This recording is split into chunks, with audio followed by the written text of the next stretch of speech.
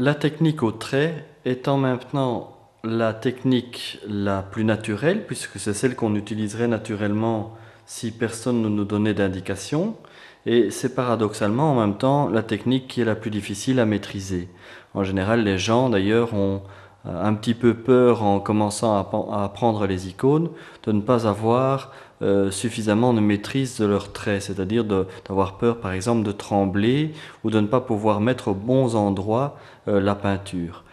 C'est vrai que le trait est une technique importante, mais les autres techniques, la flaque et le glacis, permettent de pallier, je dirais, aux défauts de quelqu'un qui ne maîtriserait pas bien la technique au trait. Alors, on va commencer par un exemple très simple, qui est donc ce cercle simplement que l'on dessine avec le pinceau et le pigment sur son support. Alors ici, vous voyez, je fais un cercle tout à fait régulier. L'intérêt du trait, c'est qu'il permet de donner déjà des intentions en écrasant plus ou moins son pinceau sur son support. Et alors à ce moment-là, on n'obtient plus forcément uniquement un cercle, mais pratiquement on commence déjà à évoquer une idée de volumétrie. Et ça, c'est vraiment quelque chose qui est important. Au fond, tout trait peut être plat ou peut être rapide, peut avoir un mouvement.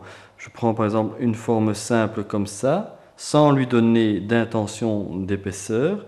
Mais si je fais le même en écrasant cette partie ici et en la laissant finir comme ça, ben j'ai évidemment un trait qui est beaucoup plus intéressant, beaucoup plus expressif. Et là, ça demande toute une étude pour savoir justement comment bien faire, bien placer et comment donner au trait une certaine rapidité.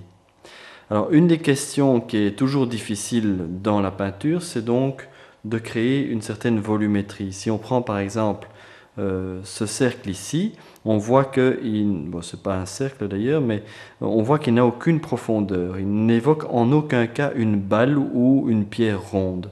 Tandis que celui-ci, déjà, en donnant un premier trait plus épais, donne un petit peu l'impression que c'est une pierre ronde.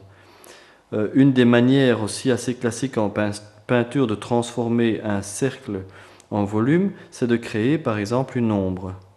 Si vous créez une ombre portée derrière, vous donnez l'impression en effet que ceci c'est un volume. Vous voyez, comme ceci. Eh bien, le problème c'est qu'en icône, on ne peut pas utiliser des ombres, puisque par définition, l'icône c'est une lumière intérieure et qui n'est donc pas sujette à l'ombre. Donc malheureusement, nous ne pouvons pas utiliser cette technique pour essayer de transformer un simple cercle en volume comme celle d'une pierre ronde. Mais nous pouvons, pour autant, nous pouvons quand même améliorer assez sensiblement, rien qu'avec le trait, un cercle pour qu'il devienne un volume. Donc, première chose, je redessine mon cercle.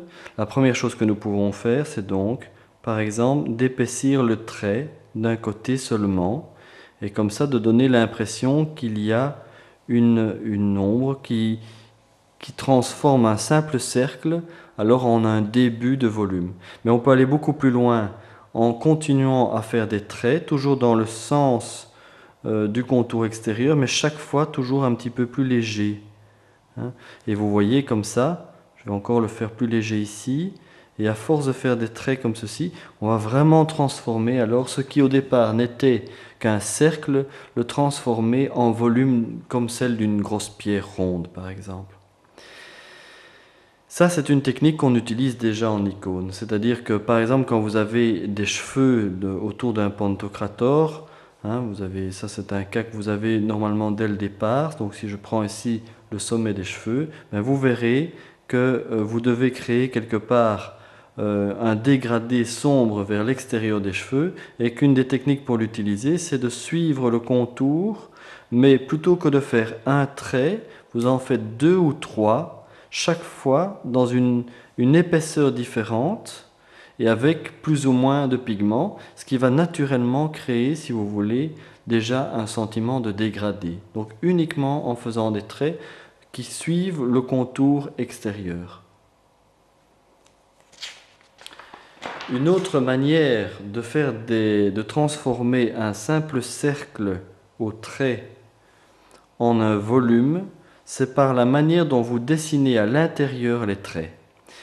Si chacun des traits qui partent à l'intérieur, quand ils arrivent vers l'extérieur, viennent rejoindre cet extérieur, ce contour dans la tangente, vous allez naturellement créer un volume rien qu'avec des traits. Voilà, comme ceci. Vous allez voir n'importe quel volume, n'importe quel trait, pardon, qui arrive sur l'extérieur. Et voilà, vous commencez petit à petit à créer un volume.